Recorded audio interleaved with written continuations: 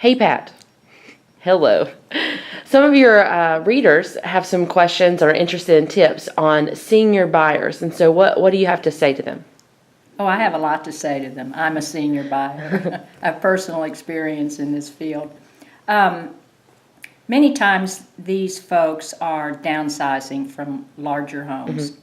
And the main idea they have is they want something that's manageable, a lot smaller, and it has to have a master bedroom on the first floor. Okay, that makes sense. That is the most number one important thing. Do you think that's easy to find these days? It's getting harder and harder to find because all new construction now is, in my opinion, they're trying to cram as many units, whether they be single-family homes or condominiums, in small amount of space, so they're putting the bedrooms upstairs. Because everything has to go up instead of out. That's right. Because we're not going long, we're going straight up. So We'll pause while Pat takes the call. the master on the first floor is the number one item that we look for a senior buyer. The second thing is the hallways.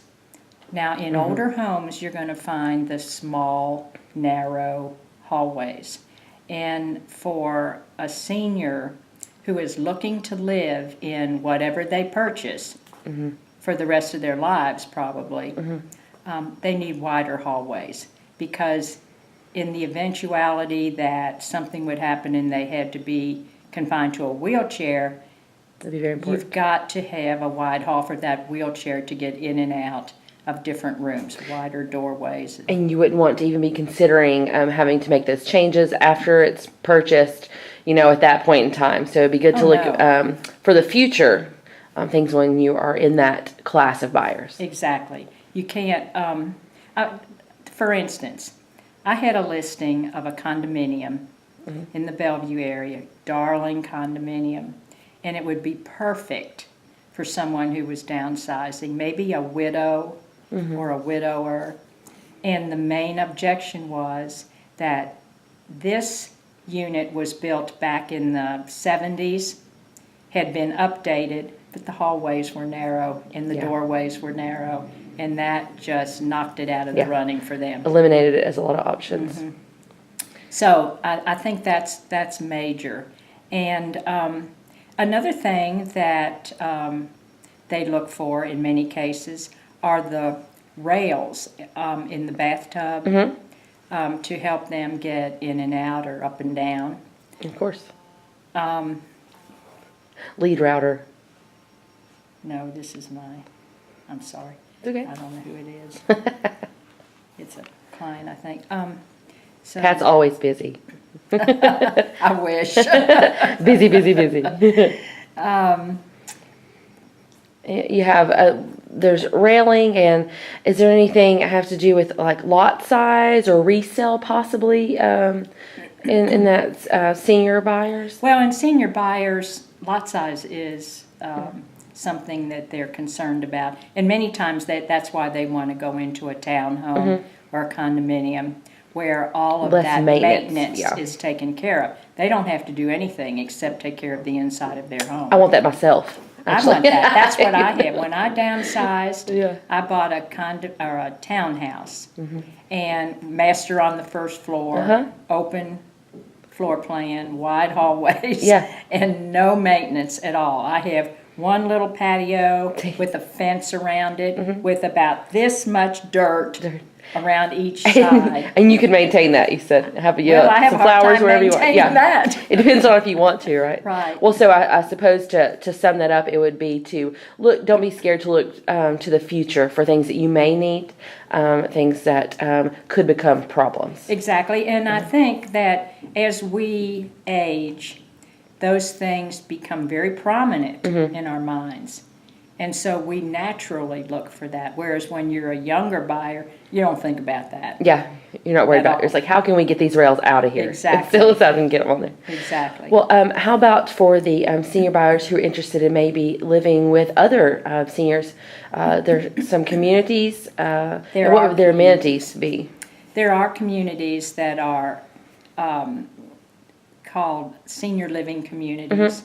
And you can, in some of these, you can either purchase the property or you just rent it. And they have organized activities for seniors. And a lot of people enjoy living in these. They don't have to do anything. I mean, it's worry-free. It's a pretty social environment from what I hear. Very social, very. And it keeps them from becoming isolated.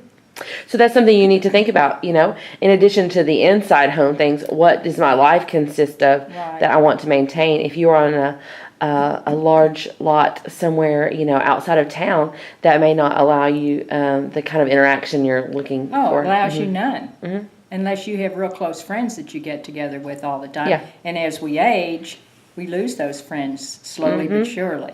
So for someone, for instance, a widow, who she and her husband had been, I like to say, joined at the hip. Yeah. And she doesn't really have a whole lot of friends.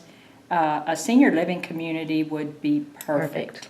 Absolutely perfect for them. Now, do you have experience in that as well, buying, renting, or selling in a I really don't. senior community? I've usually in a situation like that, I've had some personal experience. Okay. But it usually, a family member would take them in and work out the arrangements for that. So there's at least suggestions. Yes. Now, and there are some communities, for instance, Del Webb.